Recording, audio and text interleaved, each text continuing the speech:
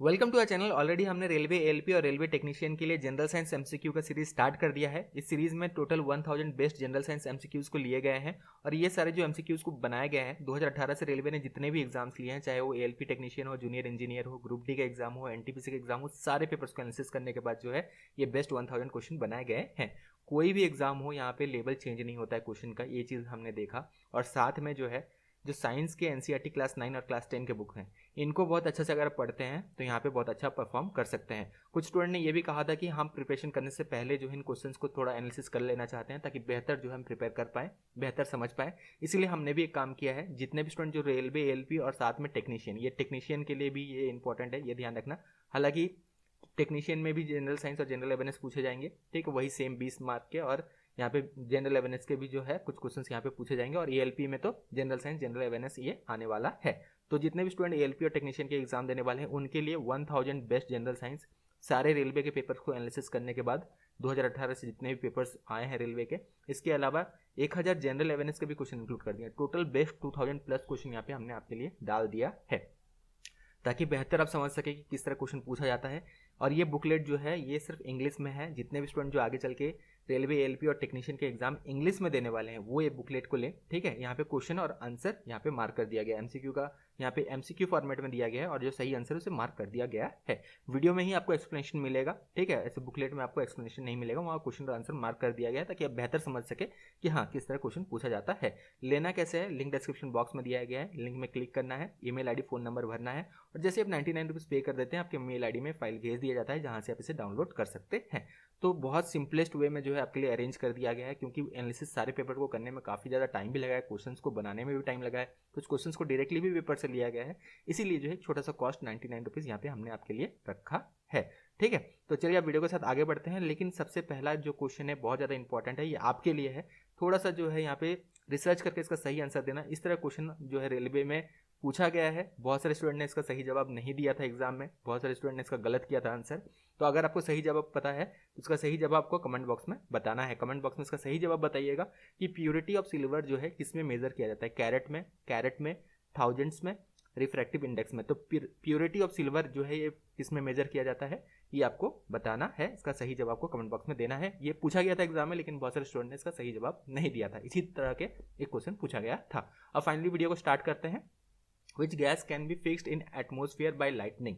तो देखिए लाइटनिंग के दौरान जो है यहाँ पे नाइट्रोजन फिक्सेशन अगर आपने पढ़ा होगा तो यहाँ पे पढ़ा होगा कि लाइटनिंग के थ्रू जो है लाइटनिंग बोल्ट्स जो हम कहते हैं यहाँ पे इंग्लिश में, तो लाइटनिंग के जो बोल्ट्स हैं ये क्या करते हैं, ये जो बॉन्ड है नाइट्रोजन मॉलिक्यूल को इसको ब्रेक डाउन कर देते हैं और ये जो फिर जो नाइट्रोजन एटम जो प्रेजेंट होता है फ्रीली, ये जाके ऑक्सीजन के साथ जो एयर में प्रेजेंट होता है इनके साथ जो है ये बॉन्ड फॉर्म करता है और फाइनली जो है नाइट्रोजन ऑक्साइड जो है ये फॉर्म होता है। और ये नाइट्रोजन ऑक्साइड ऑब्वियसली यहाँ पे लाइटनिंग हो रहा है, इसके बाद जो है मॉइस्चर एनवायरनमेंट प्रेजेंट होता है, बारिश होता है, जिसके वजह से जो है ये क्या होता है डिजॉल्व होके जो है ये फाइनली सॉइल तक पहुँच जाता है। और सॉइल में जो है अगर हम देखें तो ये जो है नाइट्रिक एसिड अगर थोड़ा सा ये डाइल्यूट फॉर्म होता है मिनरल के प्रेजेंट में, ये जो है नाइट्रेट में कन्वर्ट हो जाता है। अब नाइट्रेट प्लांट्स जो है वो नाइट्रोजन जो है एब्जॉर्ब नहीं कर सकते डायरेक्टली, वो जो है नाइट्रोजन का फॉर्म जो है नाइट्रेट इसे एब्जॉर्ब करते हैं, तो ये जो है फिर प्लांट्स में ट्रांसफॉर्म हो जाता है। तो इसे जो है लाइटनिंग के थ्रू जो है नाइट्रोजन फिक्सेशन होता है, जिसमें नाइट्रोजन जो है ये कन्वर्ट हो जाता है नाइट्रेट्स में, जिससे प्लांट जो है ये एब्जॉर्ब कर पाते हैं। तो इसका सही जवाब है which gas can be fixed in the atmosphere by lightning. तो इसका सही जवाब है नाइट्रोजन। नाइट्रोजन फिक्सेशन एक बार जरूर पढ़ लेना, यहाँ से क्वेश्चन बनता है।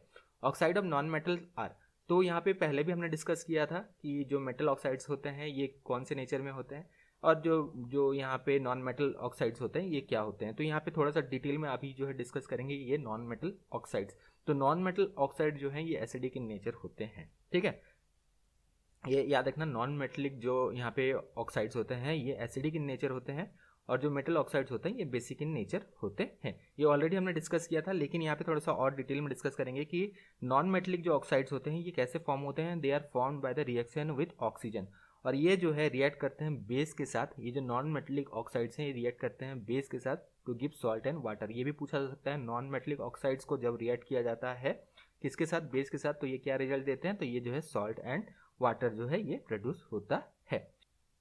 Which of the following is use to make plastic, तो इनमें से किसे यूज किया जाता है प्लास्टिक बनाने में, तो इथिलीन को जो है काम में लिया जाता है। बहुत बार क्वेश्चन बना है कि इथिलीन जो है इसे जो है बेसिकली कैसे बनाया जाता है, इसे जो है क्रैकिंग प्रोसेस से बनाया जाता है और it is made by oil and natural gas, तो ऑयल और नेचुरल गैस से जो है इथिलीन को बनाया जाता है बाय क्रैकिंग प्रोसेस। और प्लास्टिक्स जो हैं इनके जो बेसिक अगर हम देखें बिल्डिंग ब्लॉक्स जो होते हैं ये इथिलीन ही होते हैं, इसीलिए हम देखिए प्लास्टिक को बहुत बार कहते हैं पॉलीथीन, ठीक है, पॉली इथिलीन ही बेसिकली जो है इसका पूरा नाम ये है। Addition of which of the following give fizz to soft drink, तो जो भी सॉफ्ट ड्रिंक्स है जब इनके बोटल्स खोलते हैं हम तो यहाँ पे देखिएगा थोड़ा सा फीस आपको देखने मिलेगा, ठीक है, बबल्स जो ऊपर की ओर आते हैं, तो ये बेसिकली क्यों होता है, तो ये जो है कार्बोनिक एसिड इसमें जो है ये प्रेजेंट होता है। तो कार्बोनिक एसिड का जो फॉर्मूला है कभी कभी HCO3 ये भी लिखा होगा या कभी कभी कार्बोनिक एसिड लिखा होगा, तो ये ध्यान रखना HCO3 जो है इसका केमिकल फॉर्मूला है, HCO3 इसे कार्बोनिक एसिड कहते हैं। तो ये बेसिकली जो है ये प्रेजेंट होता है जिसकी वजह से बबल जो है आपको देखने मिलता है, जैसे जो है सॉफ्ट ड्रिंक्स को खोला जाता है।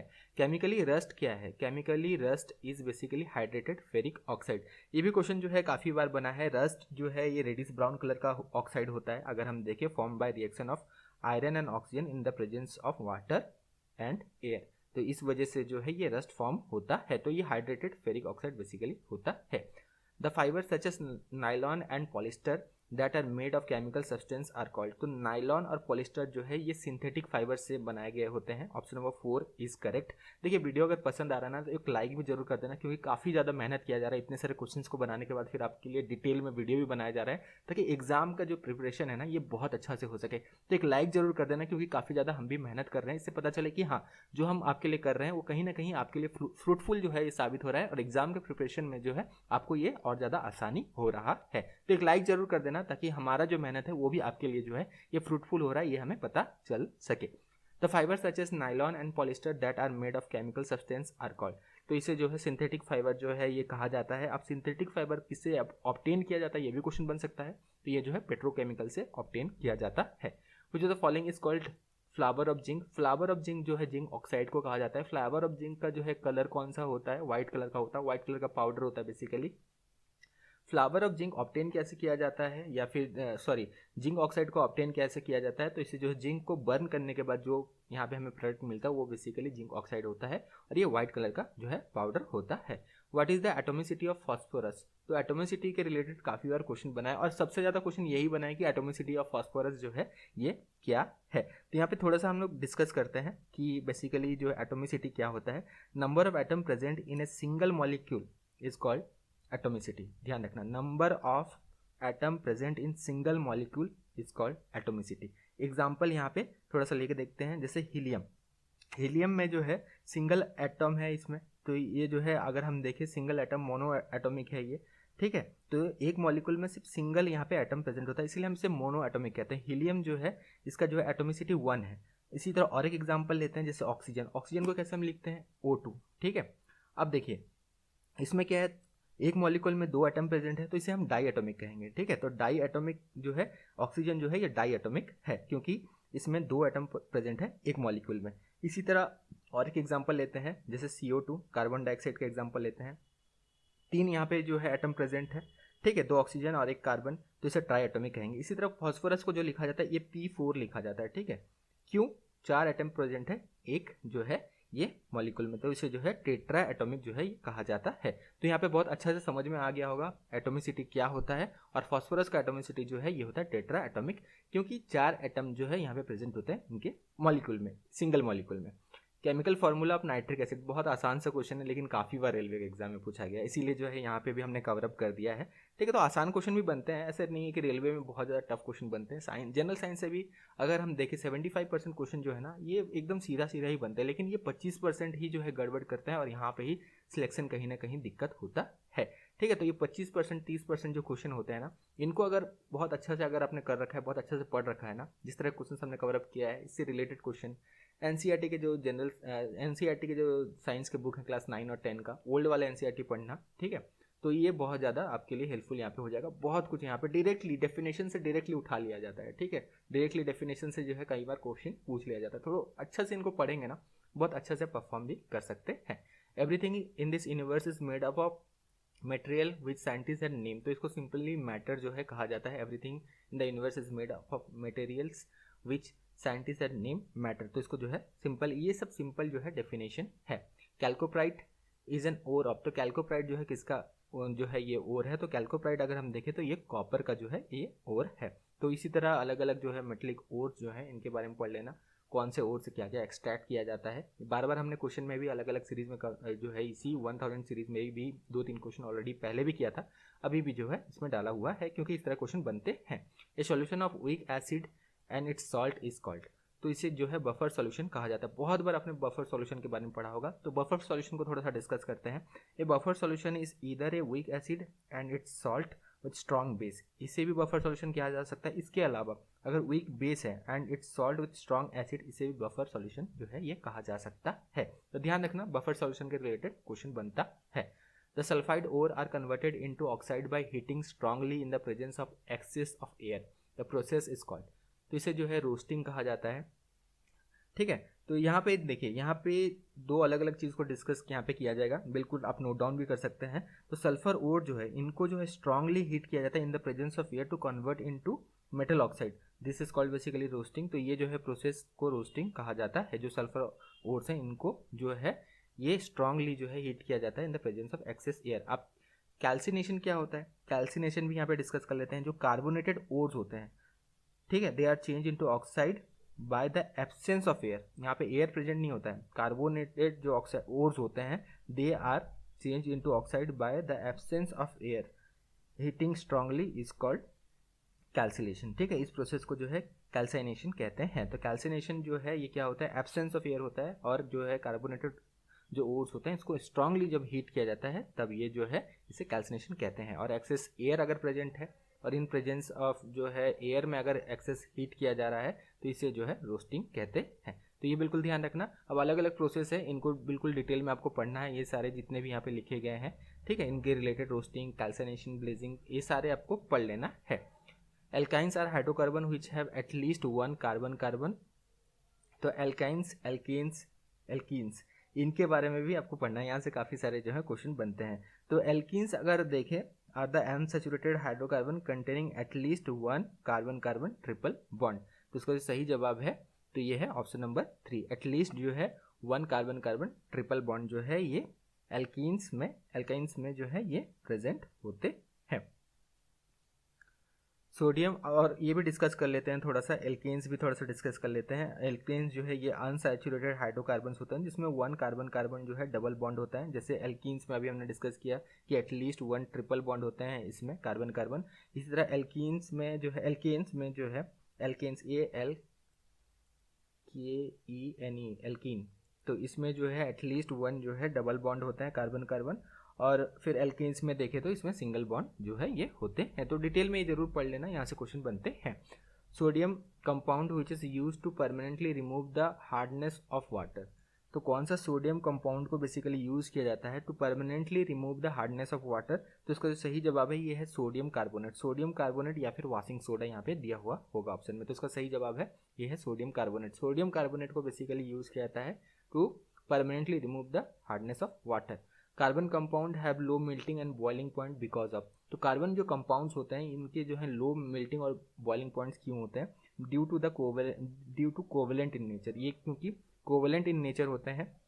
थोड़ा सा डिस्कस करते हैं। Forces present in the covalent bond between the molecules are very strong, और यहाँ पे जो है थोड़ा सा ही energy, small energy is needed to break the force, इसी वजह से जो है इनका जो मेल्टिंग पॉइंट या बॉइलिंग पॉइंट ये बहुत ज़्यादा कम होता है। The process of seeping of water into the ground is called, तो इसे इनफिल्ट्रेशन जो है ये कहते हैं। सिंपल सा डेफिनेशन है, process of seeping of water into the ground is called infiltration. Infiltration में क्या होता है, process by which water on the ground surface enters the soil, तो ये बेसिकली इनफिल्ट्रेशन होता है। Which one of the following is not an element, तो इनमें से कौन सा एलिमेंट नहीं है, उसका सही जवाब है ये है सिलिका। सिलिका एलिमेंट नहीं है। सिलिका बेसिकली जो है इसका केमिकल नेम है silicon dioxide, it is basically A compound, बाकी सारे जो हैं ये एलिमेंट हैं। तो ये क्वेश्चन ऑलरेडी बना था इसीलिए यहाँ भी कवर अप कर दिया गया है।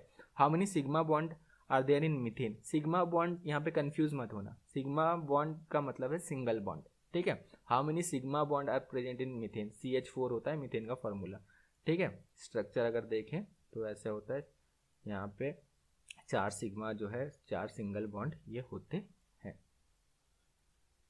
तो ये हो गया मीथेन CH4। तो 4 यहाँ पे जो है ये सिग्मा बॉन्ड होते हैं, या 4 जो है ये सिंगल बॉन्ड ये होते हैं। Which of the following is green yellowish gas with characteristic smell at room temperature. Which of the following is, देखिए क्या पूछा गया, which of the following is green yellowish gas, ठीक है। और यहाँ पे जो है characteristic smell at room temperature, तो इसका सही जवाब है क्लोरीन। क्लोरीन का जो है ये पंजेंट स्मेल होता है, कॉरोसिव होता है, और ग्रीन जो है ये ग्रीन येलोइश जो है ये गैस होता है। तो उसका सही जवाब है option number 2 chlorine. The number of particle atom molecules और ion present in 1 mole of any substance is called. Simple definition है, इसे जो है एवोगाड्रो नंबर कहा जाता है या फिर एवोगाड्रो कांस्टेंट कहा जाता है। Option number 3 is correct. Element has each element has name and, तो हर एक एलिमेंट जो है इनका नेम और यूनिक केमिकल सिंबल होता है। तो इसका सही जवाब है option number 3, each element has name and unique chemical symbol. The compound of metal found in the nature is called. Compound of metal found in nature is basically called, इनको minerals जो है ये कहा जाता है।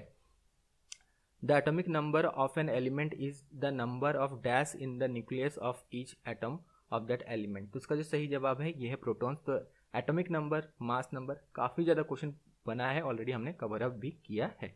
First attempt to classify element was made by, तो एक इनके द्वारा किया गया था, ये डॉबिनेर के द्वारा किया गया था।